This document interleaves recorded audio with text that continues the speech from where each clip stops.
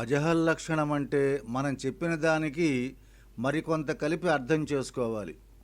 అవతలి వ్యక్తి తుపాకులన్నీ నడిచి వెళ్ళేయి అంటే తుపాకుల కింద సిపాయిల్ని కూడా కలుపుకొని వారటు వెళ్ళారని అర్థం చేసుకుంటాడు. అవిద్యోపాధిచే పరిమితుడైనటువంటి జీవుడు, మాయోపాధిచే పరిచ్ఛిన్నుడైనటువంటి ఈశ్వరుడు ఒక్కటే అనే అర్థానికి ఏమి కలిపినా అహం బ్రహ్మాస్మి, అహం బ్రహ్మాస్మి అనే అర్థం ఏర్పడటం లేదు. జహత్ అజహత్ లక్షణం అంటే మనం చెప్పే దాంట్లో కొంత భాగాన్ని త్యజించి మరికొన్ని అంశాలను కలిపి మన భావాన్ని అర్థం చేసుకోవాలి. ఆ దేవదత్తుడే, అప్పటి బాలుడే ఈ యువకుడు అంటే దేవదత్తుని పదంలో ఆనాటి ఆకారం, గుణాలు అమాయక బాలుణ్ణి త్యజించి ఈనాటి ఆకారం, గుణాలు, యవనాన్ని కలుపుకొని అర్థం చేసుకోవాలి. బాలుడిలోనూ యవ్వనుడిలోనూ ఉండే వ్యక్తి ఒక్కడే. అట్లాగే పరస్పర విరుద్ధమైన అవిద్యను, మాయను త్యజించి ఈ రెండింటి ద్వారా వ్యక్తమయ్యే ఆత్మ మాత్రం తత్వతః ఒక్కటే అని అర్థం చేసుకోవాలి. రసాది పంచీకృతభూత సంభవం భోగాలయం దుఃఖ సుఖాది కర్మణాం శరీరమాద్యంతవదాది కర్మజం మాయామయం స్థూలముపాధిమాత్మనః.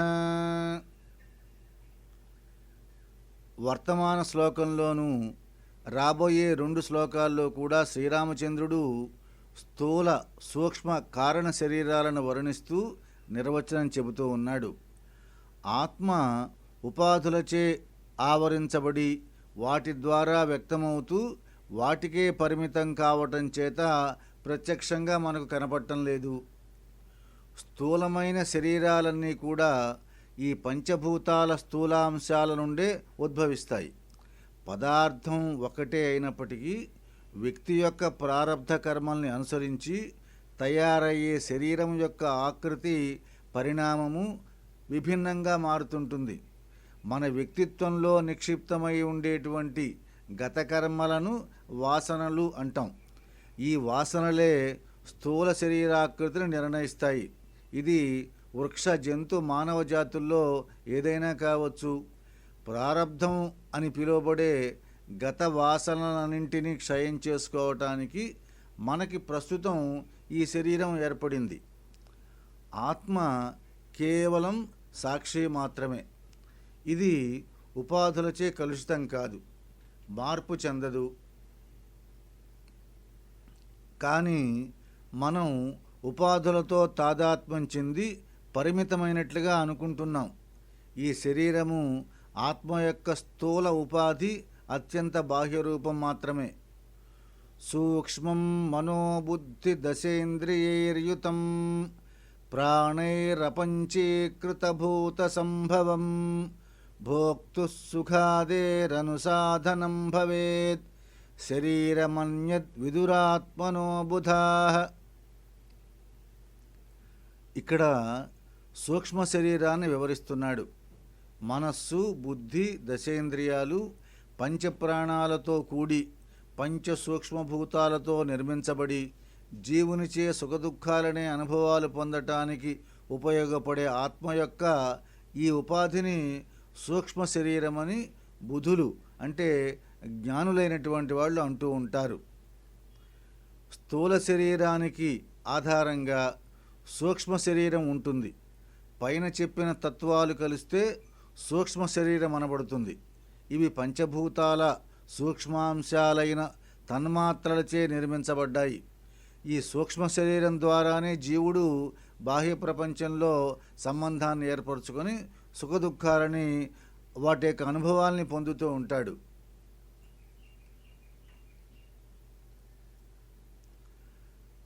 అనాద్య నిర్వాచ్యమపీహ కారణం మాయా ప్రధానంతు పరం శరీరకం ఉపాధిభేదాత్తు యతః పృథక్ స్థితం స్వాత్మానమాత్మన్యవధారయేత్ క్రమాత్. మూడవది, చివరిది అయినటువంటి ఉపాధిని కారణ శరీరాన్ని ఇక్కడ శ్రీరామచంద్రుడు వర్ణిస్తున్నాడు. అనాది అనిర్వచనీయం అయిన మాయచే నిర్మించబడినటువంటి మూడవ ఉపాధిని కారణ శరీరమని అంటారు. ఆత్మ ఈ ఉపాధులన్నిటికంటే వేరుగా విలక్షణమైంది కాబట్టి సాధకుడు క్రమంగా ఈ ఉపాధులన్నీ నిరసిస్తూ వాటికి భిన్నంగా తనలో ఉండేటువంటి ఆత్మను గుర్తించగలగాలి. కారణ శరీరంలోనే వాసనలన్నీ ఇమిడి ఉంటాయి. వీటి వల్లనే స్థూల సూక్ష్మ శరీరాలు ఏర్పడతాయి. కాబట్టి కారణ శరీరం అంటారు. అత్యంత సూక్ష్మమైన కారణ శరీరం సుషుప్తి అవస్థలో పనిచేస్తుంది. ఇది పూర్తి అజ్ఞాన స్థితి. దీనివల్ల విక్షేపాలకు అవకాశం ఏర్పడుతుంది. విక్షేప రూపమైన సంసారానికి మూల కారణం కాబట్టి దీన్ని కారణ శరీరం అంటాం. ఆవరణ విక్షేపాలు రెండూ కలిసి అజ్ఞానం అనబడుతుంది. అదే అవిద్య, అదే మాయ. మూడు శరీరాలు కూడా అవిద్య యొక్క వ్యక్త స్వరూపాలే. పృథక్ స్థిత ఈ మూడు శరీరాల కంటే విలక్షణంగా చైతన్యం ఉంటూ సన్నిధి మాత్రేణ సన్నిధి చేతనే వీటికి జీవాన్ని అంటే చైతన్యాన్ని ప్రసాదిస్తోంది.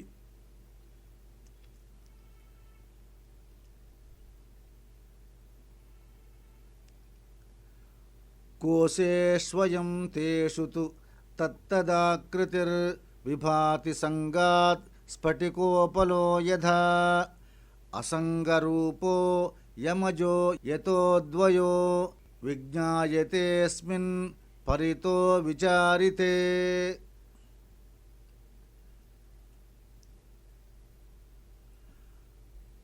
ఆత్మ అజము అసంగము అయితే స్థూల సూక్ష్మ కారణ శరీరాలు లేకుండా దీనికి ఉనికి లేనట్లుగా ఎందుకు అనిపిస్తోంది?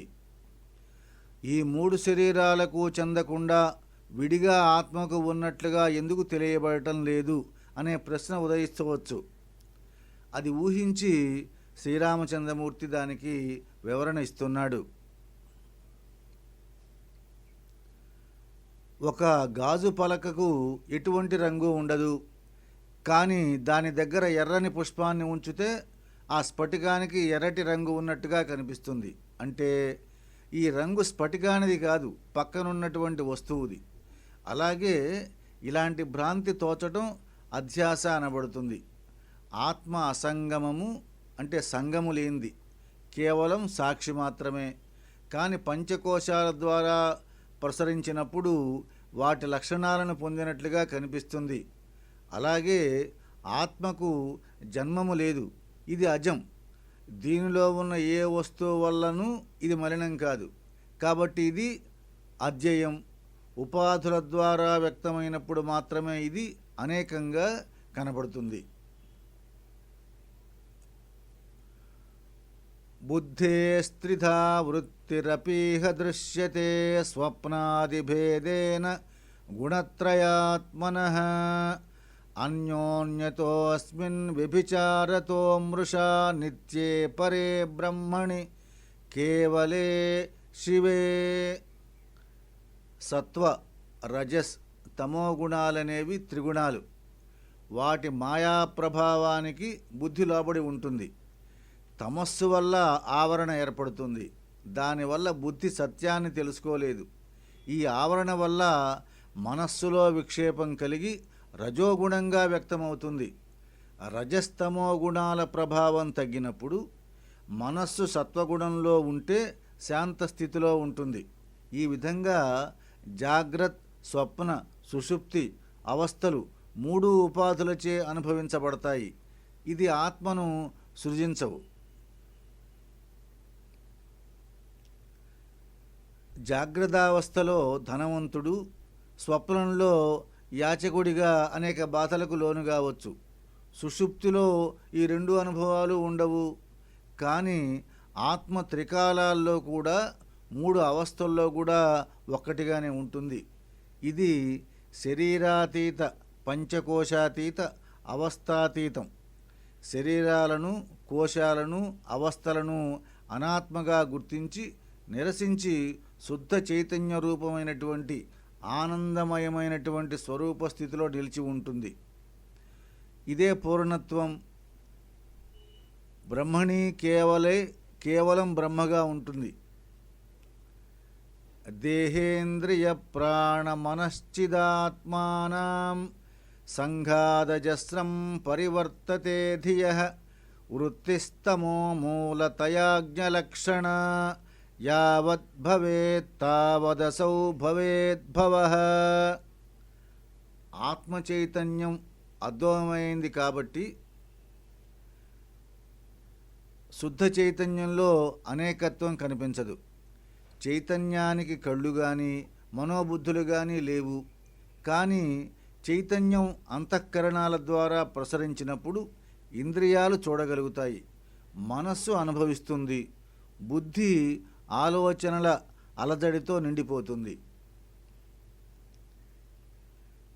విద్యుచ్ఛక్తి తనంత తానుగా వెలుతురిని కానీ శబ్దాన్ని కానీ ఇవ్వలేదు.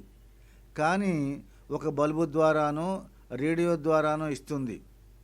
అట్లాగే వ్యక్తమవుతుంది. ఆలోచనలు కూడా అజ్ఞాన తమస్సు నుండి ఉద్భవించి రజోగుణంగా మనోబుద్ధులతో వాటిల్లో కదలాడతాయి. మనస్సులో ఆలోచనలు ఉన్నంత వరకు తను సృష్టించుకున్న సుఖదుఖాలమయమైన భవసాగరంలో జన్మలు ఉంటూనే ఉంటాయి. భోక్త ఉన్నంత వరకు బాధామయ జగత్తు కూడా ఉంటుంది. వ్యక్తిత్వ భావన చైతన్యంలో కలిసినప్పుడే ద్వంద్వమయ జగత్తు నుంచి విముక్తి లభిస్తుంది.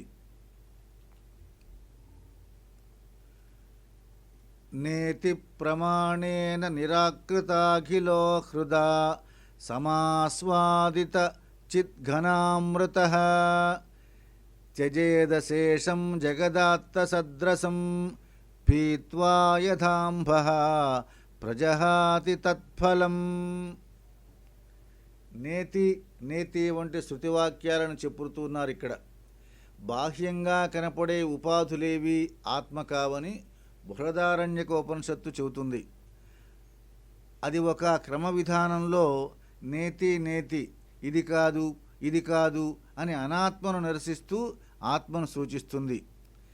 ఈ నేతి విధానంలో సాధకుడు ప్రపంచాన్ని, క్షేత్రాన్ని, ఇంద్రియాలను తను కాదని తెలుసుకొని నిరసించినప్పుడు అతని శుద్ధమైన అంతఃకరణలో ఆనందమయమైన బ్రహ్మీ స్థితి అనుభూతమవుతుంది.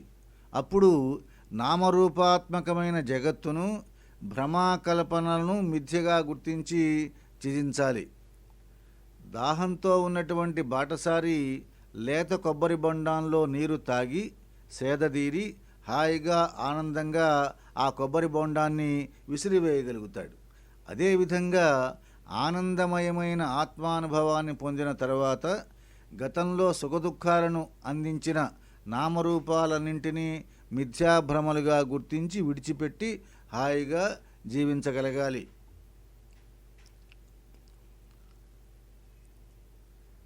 కదాచిదాత్మానమృతో న జాయతే న క్షీయతే నాపి వివరతే నవః నిరస్తసర్వాతిశయస్సుఖాత్మకః స్వయం ప్రభః సర్వగతో యమద్వయః.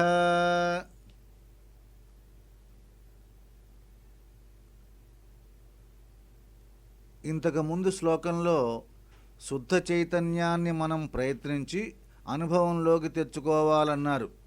ఈ ఆత్మ ఎన్నడూ పుట్టలేదు, దీనికి పెరుగుదల లేదు, మార్పే లేదు, నాశనం లేదు,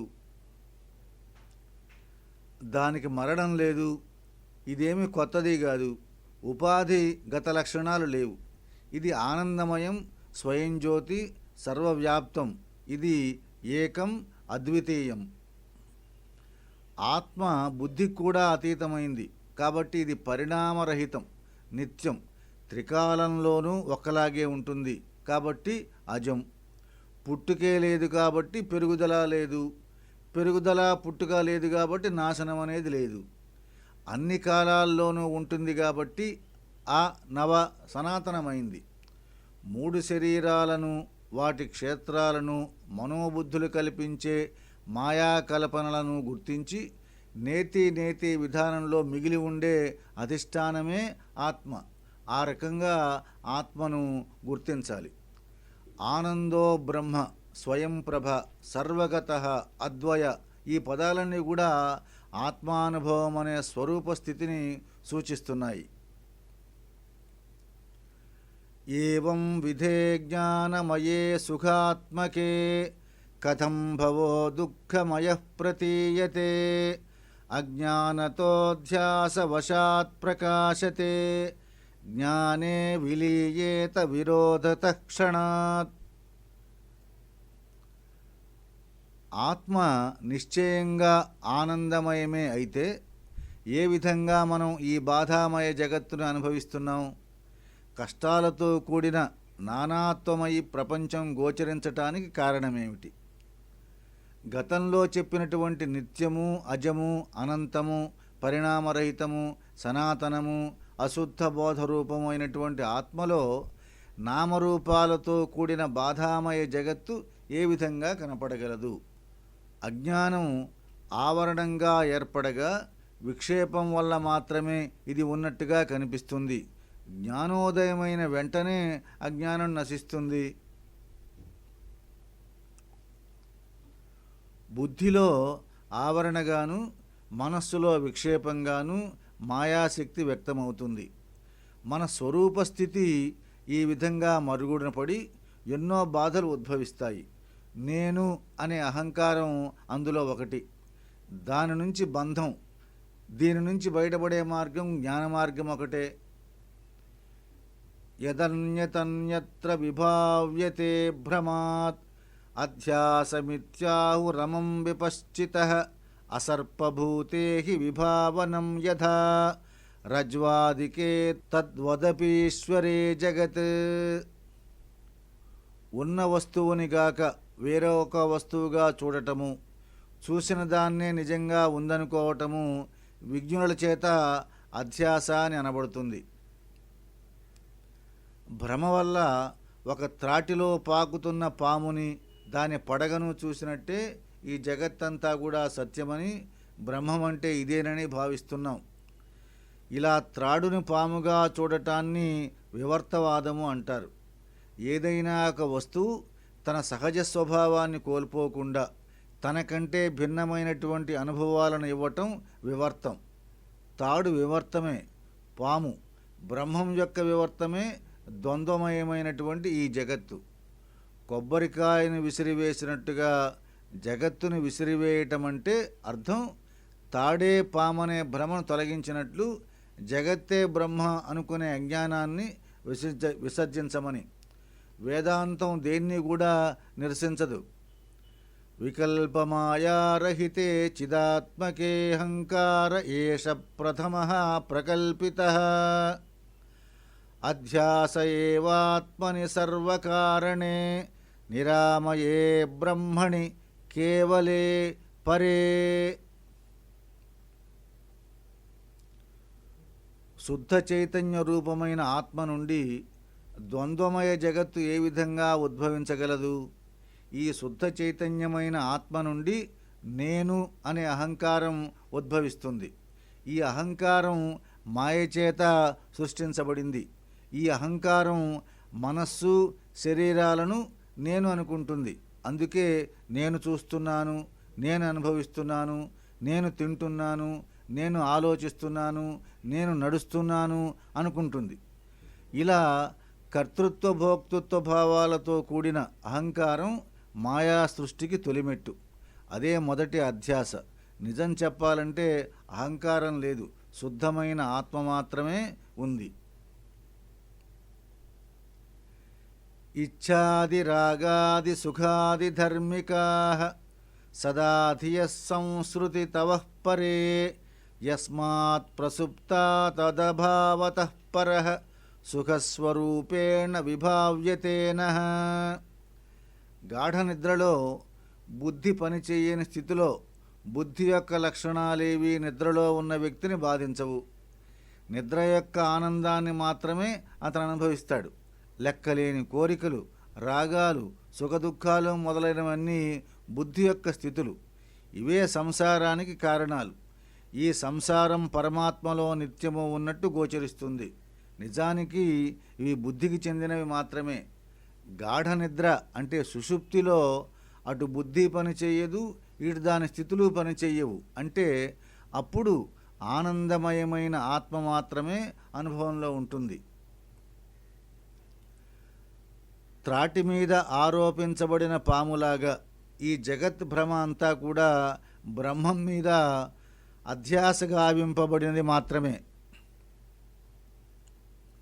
అందుకే ద్వంద్వమయమైనటువంటి రాగం, వైరాగ్యం, సుఖం, దుఃఖం వగైరాలన్నీ కూడా అనుభవిస్తూ ఉన్నాం. సుషుప్తిలో కర్తృత్వ భోక్తృత్వ భావాలు కూడా అదృశ్యమైపోతాయి. ఆత్మ చైతన్య రూపంలో మన జీవితాలను అనుక్షణము ప్రకాశింపజేస్తూ ఉంటుంది. దీన్నే మనం సుషుప్తిలో ఆనందంగా భావిస్తున్నాం. ఈ ఆనందమే ఆత్మ యొక్క సహజ స్వభావం. అనాద్య విద్యోద్భవ బుద్ధిబింబితో జీవ ప్రకాశో యమితీర్యతే చితః ఆత్మాధియః సాక్షితయా పృథక్ స్థితః బుద్ధ్యా పరిచ్ఛిన్నః పరః స ఏవ హి. తత్వమసి అనే మహావాక్యంలో త్వం పదానికి వాక్యార్థం జీవుడు. దీన్ని వివరిస్తున్నాడు శ్రీరామచంద్రుడు ఈ శ్లోకంలో. సత్యాన్ని తెలియని అజ్ఞానం నుంచి బుద్ధి, బుద్ధి నుంచి ఆలోచనలు, ఆలోచనల నుండి అహంకారం, అహంకారం నుంచి కర్తృత్వ భోక్తృత్వ భావనలు పుడుతున్నాయి కదా.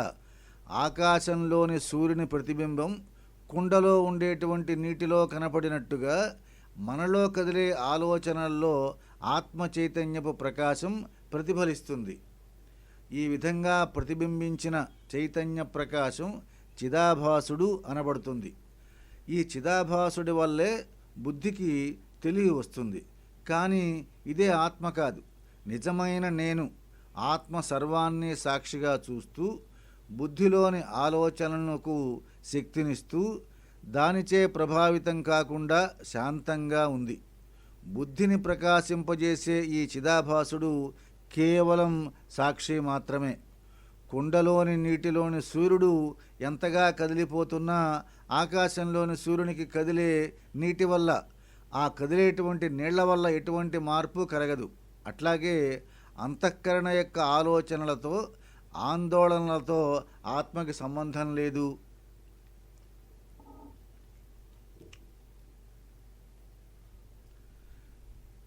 చిద్బింబ సాక్ష్యాత్మధియాం ప్రసంగతః త్వేకత్ర వాసాదనలాక్తలోహవత్ అన్యోన్యమధ్యాసవశాత్ ప్రలీయతే జడాజడత్వం చ చిదాత్మా చేతసోః.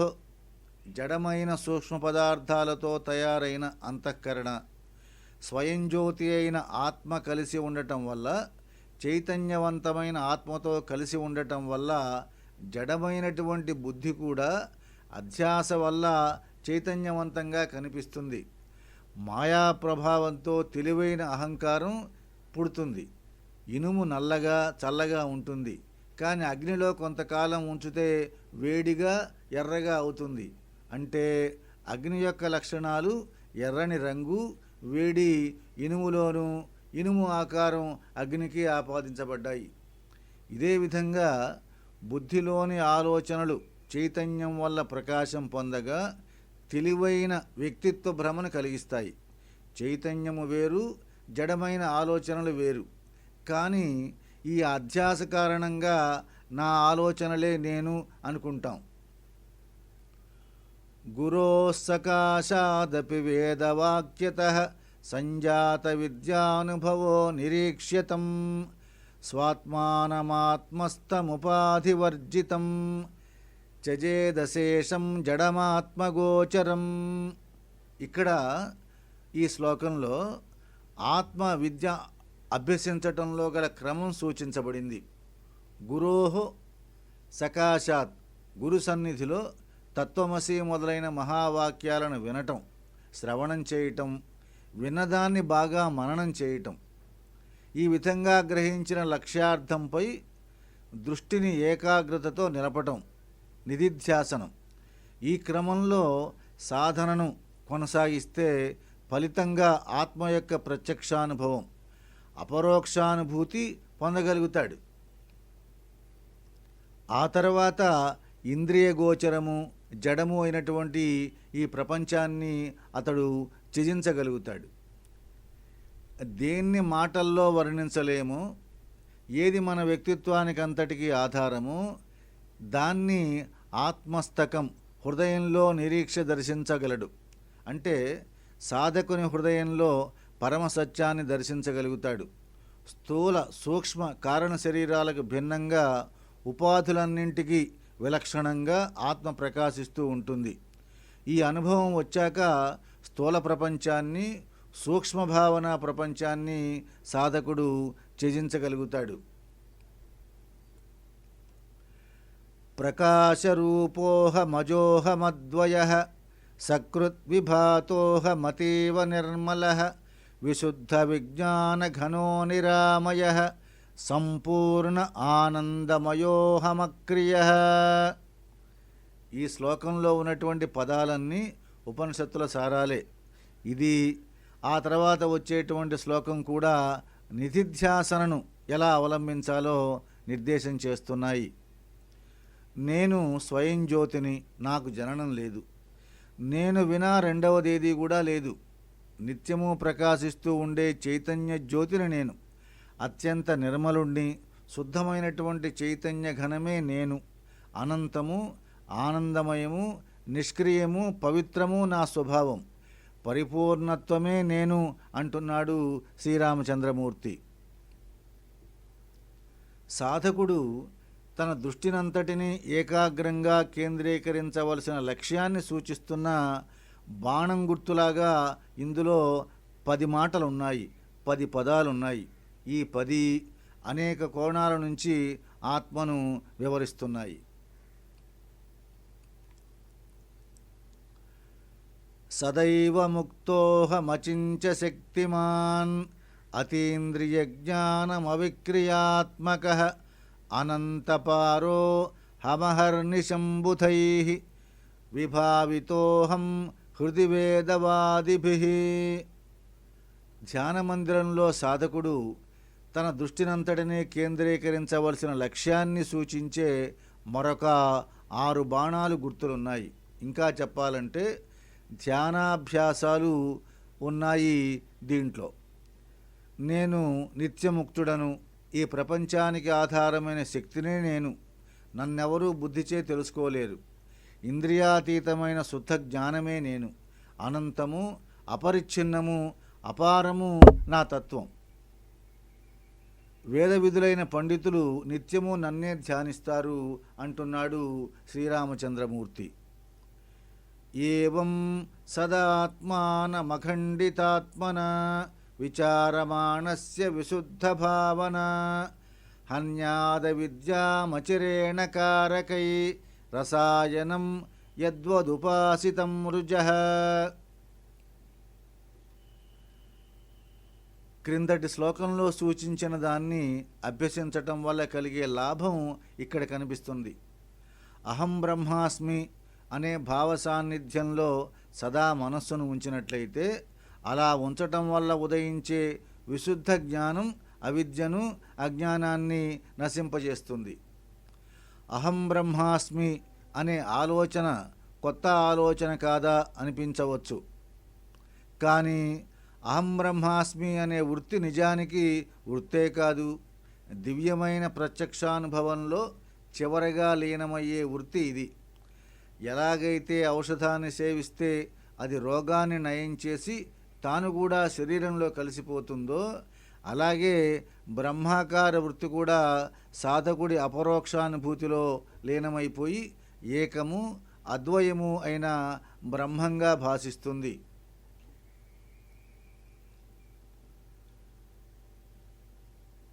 వివిక్త ఆసేన ఉపారతేంద్రియో వినిర్జితాత్మా విమలాంతరాశయః విభావయేదేకమనన్యసాధనో విజ్ఞానదృక్కేవల ఆత్మసంస్థిత.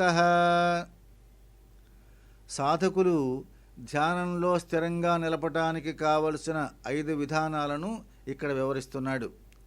ధ్యానానికి అర్హమైన ప్రదేశాన్ని, సరైన సమయాన్ని నిర్ణయించుకోవాలి. ఇంద్రియాలను శాంతింపజేయాలి. స్థిరంగా కూర్చోవటాన్ని అభ్యసించాలి.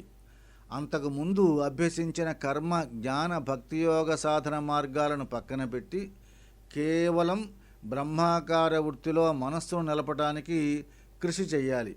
ఇప్పుడు ఇటువంటి అచంచలమైన మనస్సుతో ఏకాగ్రంగా శుద్ధ చైతన్యం మీద బుద్ధిని నిలపాలి. బాహ్యాభిముఖంగా పోయే మనస్సు యొక్క కిరణాలన్నింటినీ సమీకరించి అంతర్ముఖం చేసి దృష్టిని కేంద్రీకరించటం నేర్చుకోవాలి. ఆత్మధ్యానంలో ఆత్మలో దృష్టిని నిమగ్నం చేయాలి. విశ్వం యదేతత్ పరమాత్మదర్శనం విలాపయేదాత్మని సర్వకారణే పూర్ణశ్చిదానందమయోవతిష్టతే నవేద బాహ్యం నచ కించిదాంతరం.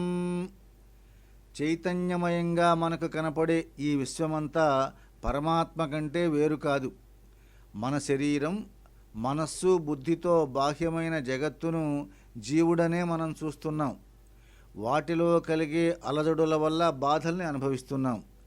కానీ ఈ బాధామయ జగత్తంతా చైతన్యపు కదలికేనని, చైతన్యం కంటే అవి వేరుగా లేవని ధ్యాన సమయంలో గుర్తించమని శ్రీరామచంద్రుడు చెబుతున్నాడు. అల్లకల్లోలంగా ఎగసిపడే అలలన్నీ కూడా వాటికి ఆధారంగా ఉండే శాంత గంభీర సాగరం కంటే వేరుగా లేవు కదా. అట్లాగే ధ్యానంలో అంతరంగం ఆలోచనారహితంగా, నిశ్చలంగా, పూర్తిగా శాంతంగా ఉంటుంది. ఈ సమాధి స్థితిలో అల్లకల్లోలంగా ఎగసిపడే ఆలోచనా తరంగాలన్నీ అదృశ్యమైపోయి శాంత గంభీర చైతన్యంగా నిలిచి ఉంటుంది.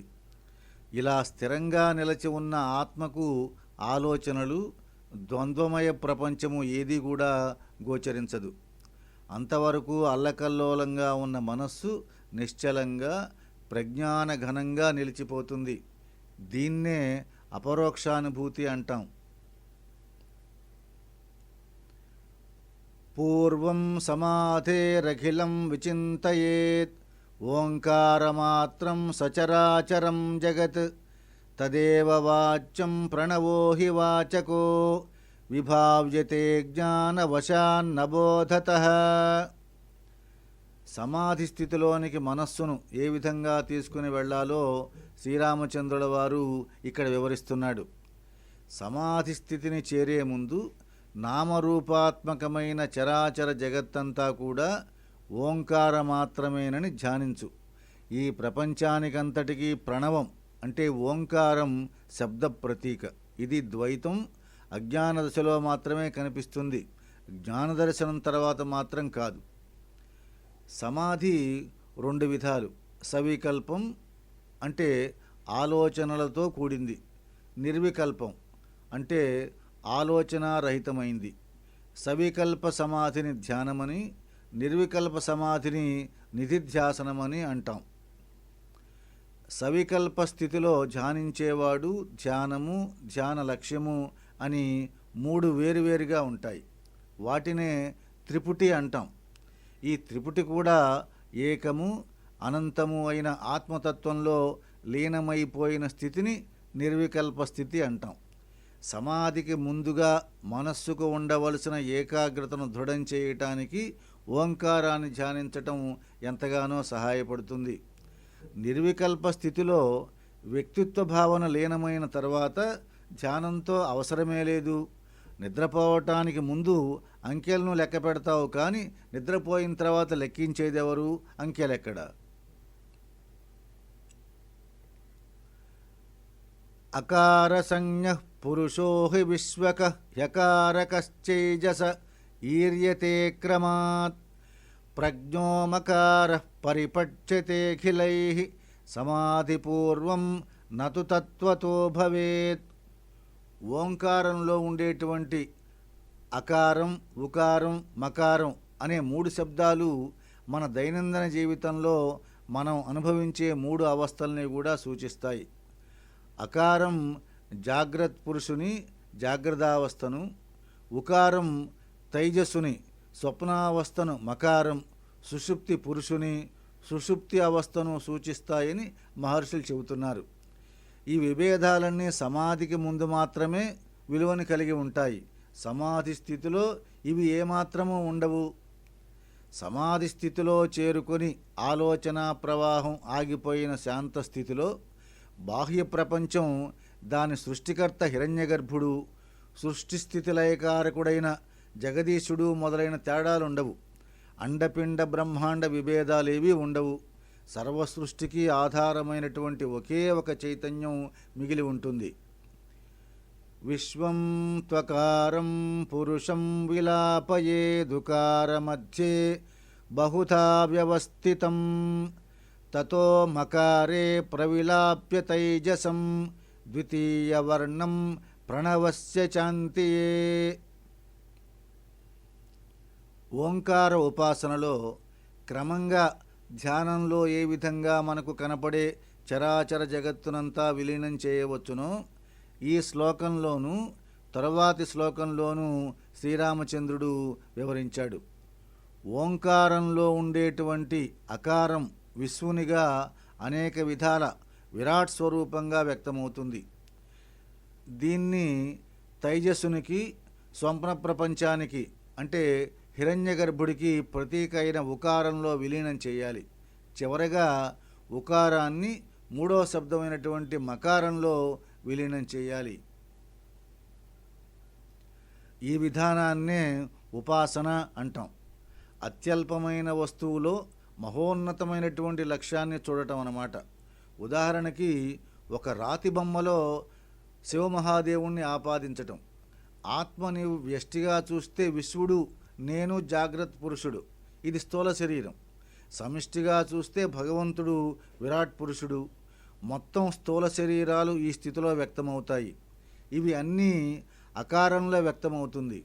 వీటిని ఉకారంలో విలీనం చేయాలి. అంటే వ్యష్టిగా తైజసుడు, స్వప్న పురుషుడు అంటే సూక్ష్మ శరీరంలో విలీనం చేయాలి. సమిష్టిగా చూస్తే భగవంతుడు హిరణ్యగర్భుడు, మొత్తం సూక్ష్మ శరీరాల సృష్టికర్తలో విలీనం చేయాలి.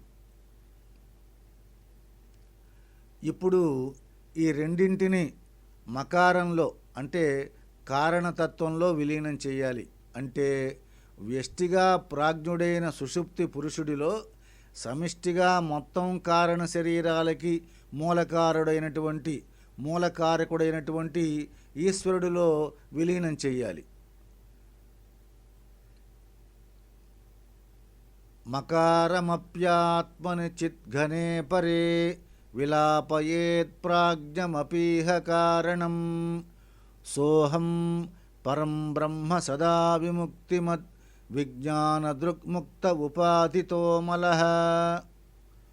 స్థూల సూక్ష్మాలు రెండింటిని కారణతత్వంలో విలీనం చేసిన తర్వాత వాటిని కూడా పరబ్రహ్మతత్వంలో విలీనం చేయాలంటున్నాడు శ్రీరామచంద్రుడు.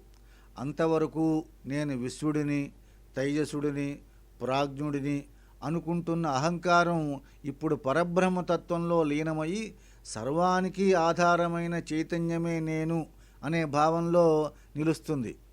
బ్రహ్మతత్వంలో లీనమైన తర్వాత సాధకుడిని ఉపాధులు పరిమితం చేయలేవు. ఈ శుద్ధ చైతన్య స్థితిలో అవిద్య కానీ తత్ఫలమైన ద్వైత ప్రతీతి కానీ ఉండలేవు. ఇది అమల, నిష్కళంకమైంది, గుణాతీత, గుణాలన్నిటికీ అతీతమైంది. ఓంకారోపాసన ఫలించిన తరుణంలో సోహం పరబ్రహ్మ, నేనే ఆ పరబ్రహ్మాన్ని, విజ్ఞాన దృక్, సమస్త జ్ఞానాన్ని తెలుసుకునే విజ్ఞాన చక్షువు నేనే అనే అనుభవంలో సాధకుడు నిలవటాన్ని సూచించే అనుభవపరమైనటువంటి వాక్కులివి.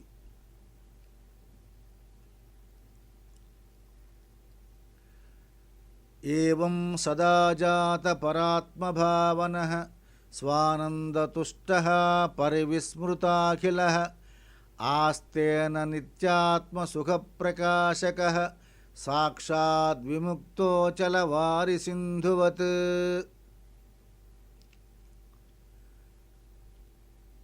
రామచంద్రమూర్తి చెప్పేటువంటి విషయాలన్నీ కూడా లక్ష్మణస్వామి ఎంతో జాగ్రత్తగా శ్రద్ధగా శ్రవణం చేస్తూ ఉన్నాడు. ఆత్మసాక్షాత్కారం యొక్క ఫలితాన్ని వీలైనంత వివరంగా లక్ష్మణుడికి చెప్పాలన్న తపన కనిపిస్తుంది.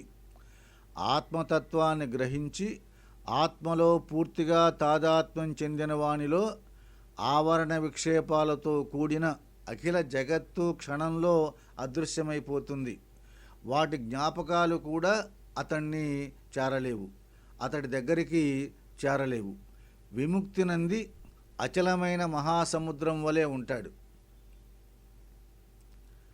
పెద్ద పెద్ద అలలతో హోరుమనే శబ్దంతో అల్లకల్లోలంగా ఉన్న మహాసముద్రం ఏదో అద్భుతం జరిగి నిశ్చలంగా మారిపోతే ఎంత ఆశ్చర్యానందానుభూతి అలౌకిక సౌందర్య భావన కలుగుతాయో ఆత్మసాక్షాత్కారం పొందిన సాధకుడికి కూడా అంతే ఆశ్చర్యానందానుభూతి అలౌకిక సౌందర్య భావన కలుగుతాయి.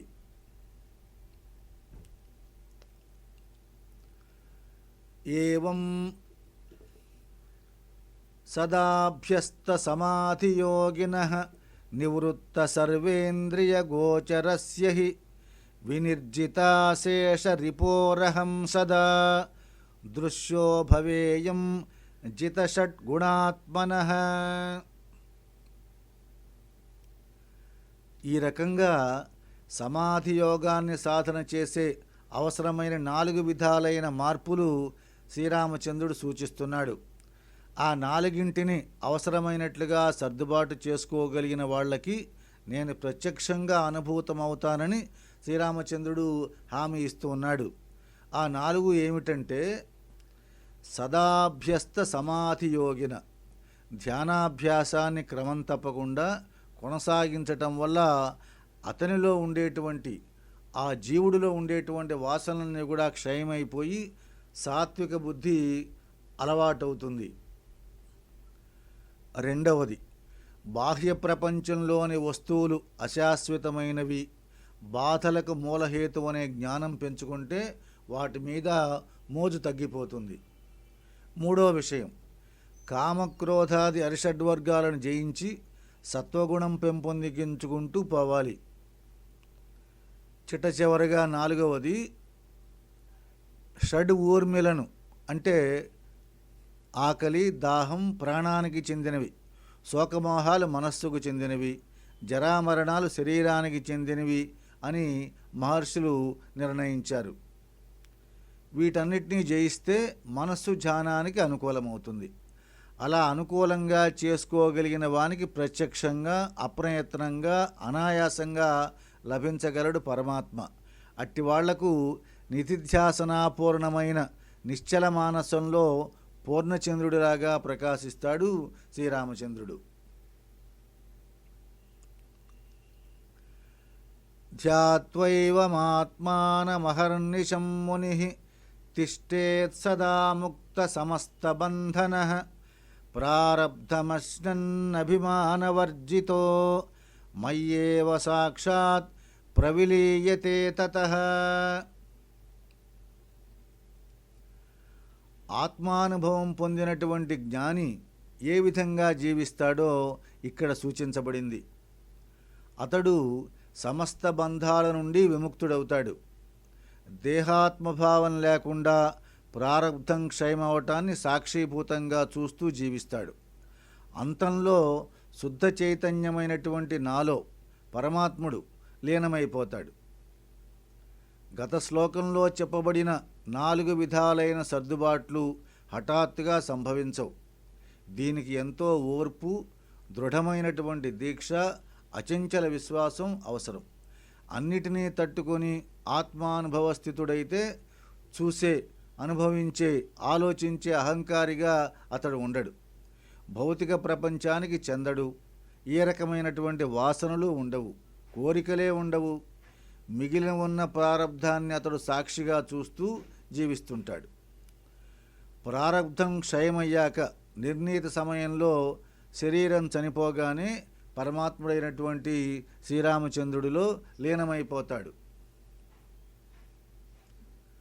ఆదౌ చ మధ్యే చ తథైవ చాంతతః భవం విదిత్వా భయశోకకారణం హిత్వా సమస్తం విధివాదచోదితం భజేత్ స్వమాత్మానమదాఖిలాత్మనాం.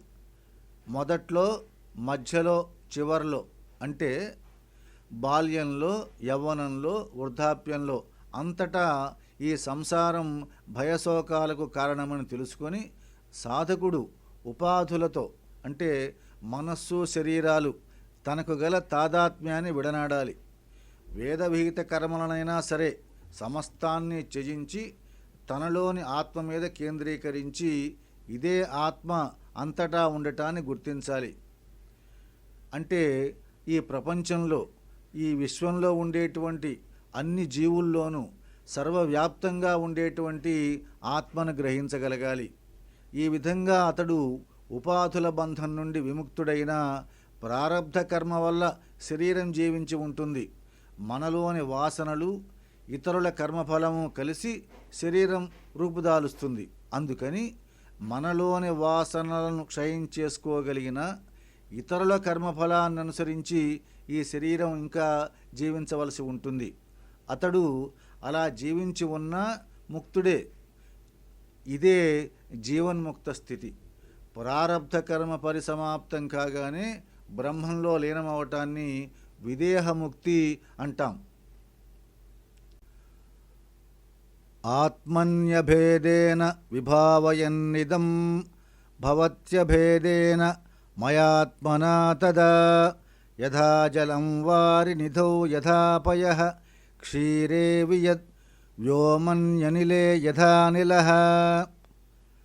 ధ్యాన మార్గంలో దృఢమైన దీక్షతో విచారణ కొనసాగించటం వల్ల సాధకుడికి మనస్సు, శరీరాలతో తాదాత్మ్యభావం క్రమంగా తగ్గి ఆత్మతో తనకు గల అభేదత్వాన్ని ప్రత్యక్షంగా తెలుసుకోగలుగుతాడు. నీళ్లు, పాలు, ఆకాశం, గాలి ఉదాహరణలతో ఈ ఏకత్వాన్ని వివరించాడు రామచంద్రుడు. కొంత నీటిని సముద్రంలో పోస్తే ఆ నీరు సముద్రంలో కలిసిపోతుంది. పాలను మరికొన్ని పాలతో పోశాక వాటిని వేరు చేయలేము. ఒక కుండలోని ఆకాశం కుండ పగిలిపోతే మహాకాశంలో అభిన్నంగా కలిసిపోతుంది. ఇదే విధంగా కిటికీ తెరిస్తే గదిలోకి గాలి, బయటి గాలి కలిసిపోతాయి. అంటే సాధకుడు వ్యక్తిలో జీవుడుగా ఉన్న తత్వమే. ఆత్మసాక్షాత్కారంలో సర్వవ్యాప్తము, ఏకము, అద్వయము అయిన ఆత్మలో లీనమై ఏకంగా ఉండటానికి ప్రత్యక్షంగా తెలుసుకుంటాడు. జగత్, జీవ ఈశ్వరులుగా బహుళంగా గుర్తింపబడేదంతా ఉన్న ఏకైక చైతన్యం మాత్రమే. బ్రహ్మాన్ని తెలుసుకున్నవాడు బ్రహ్మమే అయిపోతాడు అని శృతుల ప్రవచనం. బ్రహ్మవిత్ బ్రహ్మైవ భవతి అని వేదం చెబుతూ ఉన్నది. యుద్ధం యదీక్షేత హి లోక సంస్థితః జగన్మృషైవేతి విభావయన్ముని నిరాకృతత్వాత్ శృతియుక్తిమానతః యథేందుభేదో దిశి దిగ్భ్రమాదయః. మననం చేసే వ్యక్తి శరీర తాదాత్మ్యం కలిగి విషయభోగానురక్తుడైనప్పటికీ కనపడే ప్రపంచం ఆత్మ కంటే వేరుగా లేదనే భావంతో విచారణ సాగిస్తూ గడిపితే క్రమంగా వాటి మిథ్యాత్వాన్ని గుర్తించి వైరాగ్య భావంలో నిలవగలుగుతాడు. జగత్తు మిథ్య అని తెలుసుకున్న తర్వాత శుద్ధము, అద్వయము అయిన నన్ను, నా మాయను తెలుసుకోగలుగుతాడు. ఏకమేవాద్వితీయం అంటుంది చాందోగ్యోపనిషత్తు. ఉన్నది ఒక్కటే, రెండవది ఏదీ లేదు. ఇలా ఎన్నో ఉపనిషత్తుల్లో ఉన్న ప్రమాణాన్ని బుద్ధిని ఉపయోగించి అర్థం చేసుకోవాలి. కెరటాలు పుట్టి ఎగసిపడి నశిస్తాయి. ఈ మూడు స్థితుల్లోనూ సముద్రమే ఉంటుంది. త్రికాలాల్లోనూ ఒకే విధంగా ఉండేదే సత్యమనబడుతుంది. స్వప్నంలో జాగ్రత్తావస్థ కనపడదు. గాఢ నిద్రలో ఈ రెండూ ఉండవు. ఉదయాన్నే మేలుకొంటే నిద్రావస్థ మనకు కనపడదు. తెర వంటి ఏ అధిష్టానం మీద ఈ మూడు అవస్థలు కనిపించి మాయమైపోతుంటాయో అది మాత్రమే ఉంటుంది. నామరూపాలు భ్రమలు, వాటి ఆధారమే సత్యం. కొత్త ప్రదేశంలో దిక్కులను తెలియకపోవటం, అనేక చంద్రులను చూడటం వంటి భ్రమ ఈ కనపడే ప్రపంచమంతా అయి ఉంది. యావన్న పశ్యేదఖిలం మదాత్మకం తావన్మదారాధన తత్పరో భవేత్ శ్రద్ధాళురత్యూర్జిత భక్తిలక్షణో యస్తస్య దృశ్యోహమహర్నిశం హృది.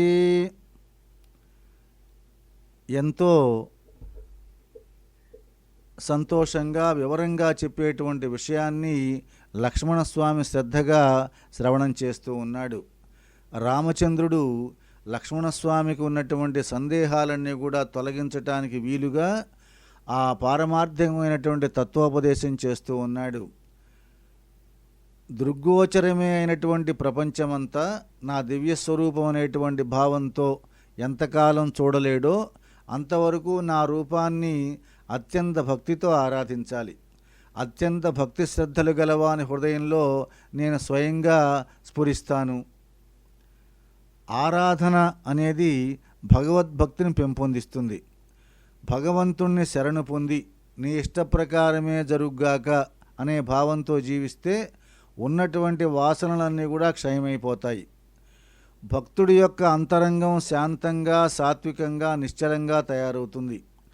అత్యంత భక్తితో విజ్ఞాన తేజంతో విరాజిల్లేటువంటి హృదయంలో అక్కడే ఎప్పుడూ ఉండే ఆత్మ క్రమంగా మబ్బుల చాటు నుంచి బయటకు వచ్చే సూర్యుడిలాగా స్వయంగా స్ఫురిస్తుంది.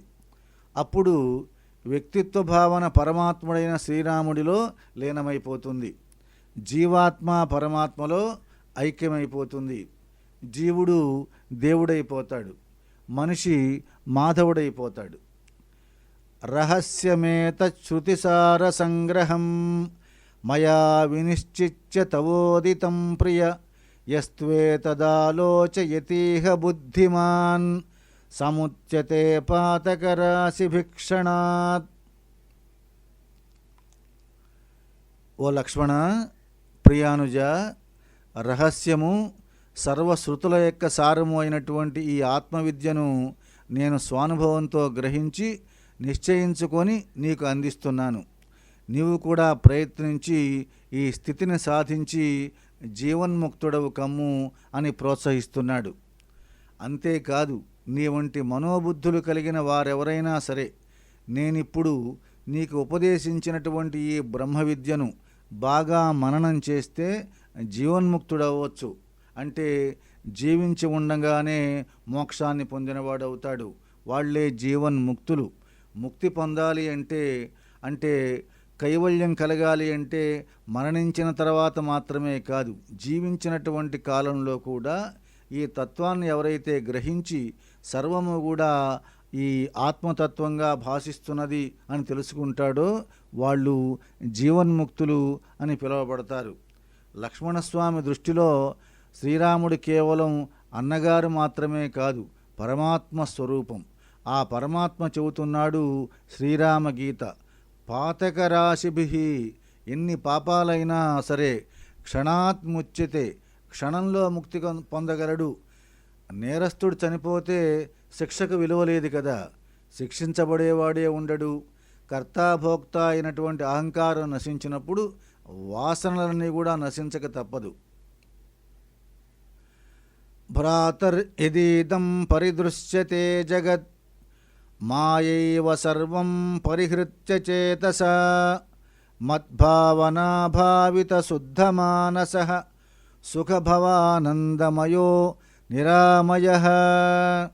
లక్ష్మణస్వామి అంటూ ఉన్నాడు, అన్నయ్య, అనుజ, రామచంద్ర, ఓ లక్ష్మణ, అనుజ, కనిపించే ఈ జగత్తంతా కూడా మాయే. దీనితో తాదాత్మ్యం చెందక శుద్ధ అంతరంగంతో నన్ను ధ్యానించు. ఈ విధంగా నీవు దుఃఖరహితంగా ఆనందమయంగా సుఖంగా జీవించదవుగాక. నిరామయ వాసనలతో నిండినటువంటి మనస్సు యొక్క అలజడి నశించినట్లయితే శాంతంగా ఆనందమయంగా ఆత్మానుభవంలో అపరోక్షానుభూతితో స్థితుడవు అవుదువుగాక. ఆవరణ తొలగిపోగానే విక్షేపాలన్నీ కూడా అదృశ్యమైపోతాయి. కనిపించే దృశ్యాలన్నీ భ్రమలనే సత్యజ్ఞానంతో ఆనందమయమైన బ్రాహ్మీ స్థితిలో నిలిచిపో. యస్సేవతే మామగుణం గుణాత్పరం హృదా కదా వా యది వా గుణాత్మకం. యస్సేవతే మామగుణం గుణాత్పరం హృదా కదా వా యది వా గుణాత్మకం. సోహం స్వపాదాంచితరేణుభిః స్పృశన్ పునాతి లోకత్రితయం యథా రవిః. నిర్గుణమైనటువంటి నీ తత్వాన్ని పొందలేని వాళ్ళు సగుణమైనటువంటి నా రూపాన్ని అత్యంత భక్తితో ఆరాధించాలన్నాడు.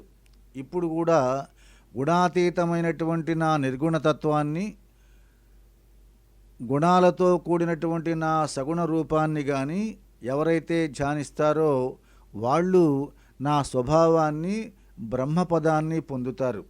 సూర్యుడి వల్ల వాతావరణం శుద్ధమైనట్లుగా పరమ పవిత్రమైనటువంటి భక్తుని పాదధూళిని స్పృశించిన సర్వము కూడా పునీతమవుతుంది.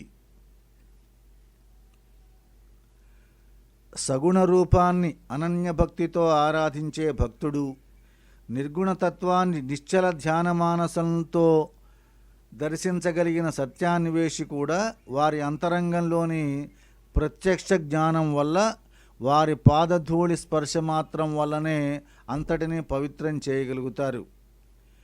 విజ్ఞానమేతదఖిలం శృతిసారమేకం వేదాంతవేద్యచరణేన మయైవ గీతం యశ్రద్ధయా పరిపఠేత్ గురుభక్తియుక్తః మద్రూపమేతి యది మద్వచనేషు భక్తిః. సర్వశ్రుతుల్లోని సారము ఈ శ్రీరామగీతలో సంగ్రహంగా గానం చేయబడింది.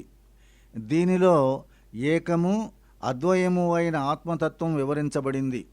పరమాత్మనైన శ్రీరాముడను నేను ఈ గీతను గానం చేస్తున్నాను. వేదాంతంలో నిగూఢంగా సూచించబడిన సత్యాన్ని అధ్యయనం చేసి ధ్యాన నిధిధ్యాసనంలో దర్శించవలసిన పరమాత్మను నేనే అంటున్నాడు శ్రీరామచంద్రుడు. వేదాలలో ప్రవచించబడిన పాదం నేనే. నామరూపాత్మకమైనటువంటి ఈ జగత్తంతా పరమాత్మనైన నా పాదంచే ఉనికిని పొంది వ్యక్తమవుతుంది. ఈ పాదమే పరమాత్మ జగదీశ్వరుడు. ఈ జగదీశ్వరుడే ఇప్పుడు శ్రీరామ రూపంలో ఈ గీతను ప్రవచిస్తున్నాడు. ఎవరైతే ఈ గీతను మననం చేస్తారో ఎవరైనా సరే ఏ రకమైనటువంటి అధికారము, ఏ రకమైనటువంటి అర్హతలతో పని లేకుండా శ్రద్ధాభక్తులతో ఎవరైతే గురుభక్తును కలిగి ఉంటారో అట్టి వాళ్ళు ఈ గీతను ఒక్కసారి విన్నప్పటికీ నన్ను పొందగలరు. నా రూపమే ఆత్మస్వరూపం, అదే పూర్ణత్వం. ఇది శ్రీమదధ్యాత్మరామాయణే ఉమామహేశ్వర సంవాదే ఉత్తరకాండే పంచమః సర్గః.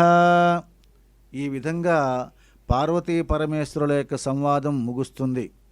ఈ శ్రీరామగీత శ్రీమదధ్యాత్మరామాయణంలోని ఉత్తరకాండలో 5వ సర్గలో చెప్పబడింది.